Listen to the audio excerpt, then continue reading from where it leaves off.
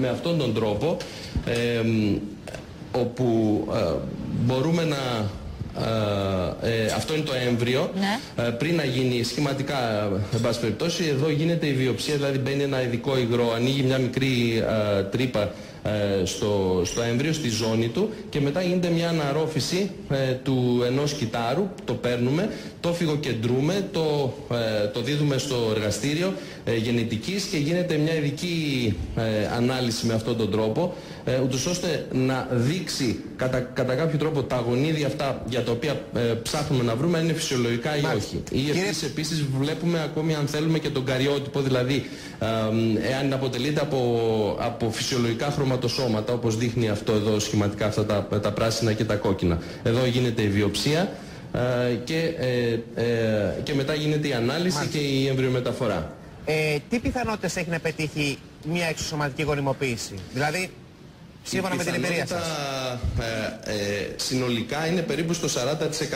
Αυτό όμως μπορεί να είναι πολύ χαμηλότερο αν η γυναίκα είναι μεγαλύτερη σε ηλικία ή πολύ ψηλότερο εάν η γυναίκα είναι νεαρότερη σε ηλικία. Ή ακόμη γυναίκες που είναι μεγάλες σε ηλικία και δεν έχουν οάρια και παίρνουν οάρια από δότριες, εκεί πια τα ποσοστά μπορεί να είναι της τάξης του 60-70%. Εκεί είναι μεγάλα. Γιατί τα οάρια προέρχονται από δότριες που είναι μικρές σε ηλικία, ελεγμένες. Η γυναίκα η οποία παίρνει πια τα έμβρια, η μήτρα της είναι απόλυτα φυσιολογική, έχει ελεγχθεί. Συνεπώς το πάσχον θέμα είναι το οάριο και έτσι λύνεται, και γι' αυτό το λόγο έχουμε πολύ ψηλά ποσοστά επιτυχίας.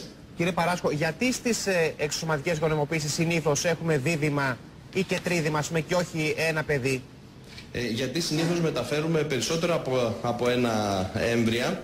Ναι. Δηλαδή μεταφέρουμε 2 ή 3 και γι' αυτό το λόγο έχουμε πιο αυξημένα ποσοστά. Βέβαια είναι ένας μύθος αυτός, γιατί αν αναλυτικά δούμε τα αποτελέσματα θα δούμε ότι το μεγαλύτερο ποσοστό που μένουν οι γυναίκες έγκυος είναι μονήρες κύσεις και όχι δίδυμα και τρίδυμα.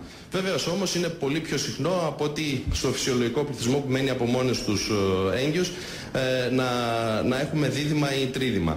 Τα τελευταία χρόνια γίνεται μια μεγάλη προσπάθεια τους ώστε να έχουμε ένα έμβριο να τοποθετήσουμε και να έχει ελεγχθεί αυτό με διάφορους τρόπους, βιοχημικούς ή γενετικούς, ούτως ώστε να δούμε ότι είναι απόλυτα φυσιολογικό και να πετύχουμε με αυτόν τον τρόπο μονήρη υγιή κύηση. Αλλά πολλές φορές και δίδυμα να είναι δεν υπάρχει κάποιο πρόβλημα.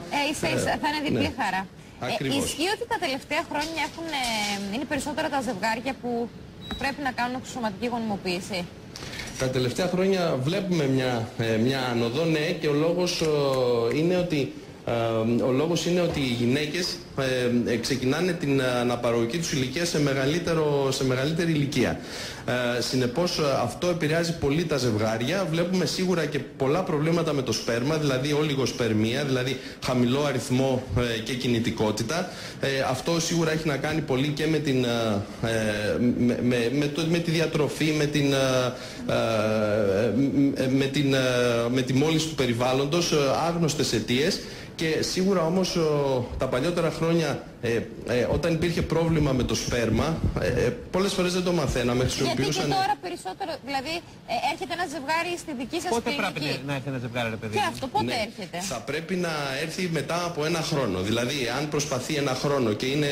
Αν κάνει ελεύθερα σεξ, δηλαδή ένα χρόνο και δεν έχουμε πιάσει παιδί. Σεξ, ναι, και δεν έχει αποτέλεσμα μετά από ένα χρόνο, ειδικά σε ηλικίες κάτω των 35, θα πρέπει να πάει στο γυναικολόγο να δει τι ακριβώς συμβαίνει. Πρέπει να γίνουν απλές εξετάσεις, δηλαδή ένα σπερμοδιάγραμμα, ένα υπερηχογράφημα, ίσως μια σαλπιγκογραφία, και από εκεί θα φανούν πολλά πράγματα. Άρα δηλαδή... γίνονται εξετάσεις και στον άνδρα και στη γυναίκα αμέσως. Ναι.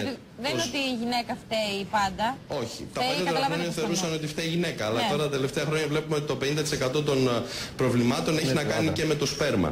Πιο εύκολη περίπτωση ποια είναι? Πιο εύκολη περίπτωση είναι όταν υπάρχει πρόβλημα στο σπέρμα ή στα οάρια? Η πιο εύκολη περίπτωση, είναι σωστή ερώτηση, ο κόσμος νομίζει ότι η πιο εύκολη περίπτωση είναι όταν υπάρχει πρόβλημα με τη γυναίκα. Αλλά όχι, η απάντηση είναι ότι όταν υπάρχει πρόβλημα με το σπέρμα. Διότι εάν η γυναίκα είναι μικρή σε ηλικία και τα οάρια της είναι καλά, εκεί έγκυται και το ποσοστό της επιτυχίας και ένα 80% των περιπτώσεων θα έχουν απάντηση και λύση στο πρόβλημά τους. Συνεπώς, αν το πρόβλημα έχει να κάνει με το σπέρμα, είναι πιο εύκολη λύση. Γίνεται αυτή η διαδικασία. Αν δηλαδή υπάρχει πρόβλημα με την κινητικότητα, μπορεί να γίνει ακόμη και μια απλή σπερματέγχυση και να υπάρχει αποτέλεσμα. Αν υπάρχει πρόβλημα με τον αριθμό και την κινητικότητα, γίνεται τότε η μικρογονιμοποίηση. Είναι μια τεχνική της εξωματικής που μπορεί κάποιες φορές να γίνει και χωρίς φάρμακα. Δηλαδή η γυναίκα να μην πάρει καθόλου φάρμακα και να πάρουμε το ένα το άριό της, να γονιμοποιηθεί και να βάλουμε ένα έμβριο στη μήτρα. Ένα έμβριο το οποίο η μήτρα της γυναίκας αυτής με το συγκεκριμένο σπέρμα δεν θα το είχε δει, δεν θα υπήρχε γονιμοποίηση, γιατί το σπέρμα όταν είναι σε αυτή την κατάσταση δεν γονιμοποιεί το άριο. Πώς αλλάζουν η φαρμακευτική αγωγή, γιατρέ, που δίνεται στη γυναίκα, την ψυχολογία της? Και πώς επιβαρύνει τον οργανισμό της γυναίκας?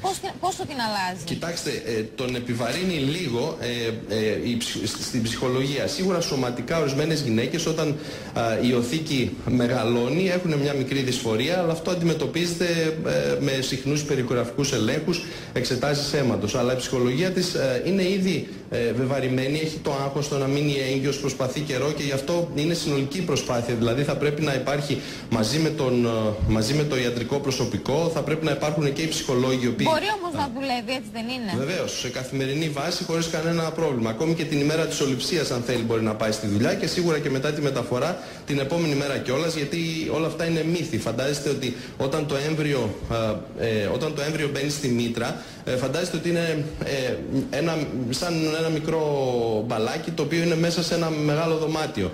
Ό,τι και να κάνεις, αυτό μπορεί να πάει οπουδήποτε. Συνεπώς, όποια δουλειά και να κάνεις, οτιδήποτε και να κάνεις, είτε καθίσεις είτε δεν καθίσεις, ναι, έχει δυνατότητα η μήτρα να το κρατάει χωρίς να το καταστρέφει. Και τελευταία ερώτηση, κύριε Παράσκο, το κόστος είναι απαγορευτικό, έχει φθηνίνει τώρα, δηλαδή και λόγω της κρίσης, ας πούμε, τα νέα ζευγάρια τι πρέπει να κάνουν? Κοιτάξτε, λόγω της κρίσης και πριν την κρίση, εν πάση περιπτώσει, αλλά ειδικά τώρα λόγω της κρίσης, νομίζω ότι όλοι είναι πολύ κοντά στα ζευγάρια και προσπαθούμε να τα ενθαρρύνουμε και από πλευράς ψυχολογίας και από πλευράς τιμής, αν θέλετε. Δηλαδή η εξωματική μπορεί να ξεκινήσει από 1.000 ευρώ και να φτάσει στα 3.000 ευρώ, αλλά σίγουρα κάνουμε ό,τι μπορούμε, γιατί ο κόσμος νομίζει ότι είναι πολύ ψηλές τιμές της εξωματικής. Δεν είναι.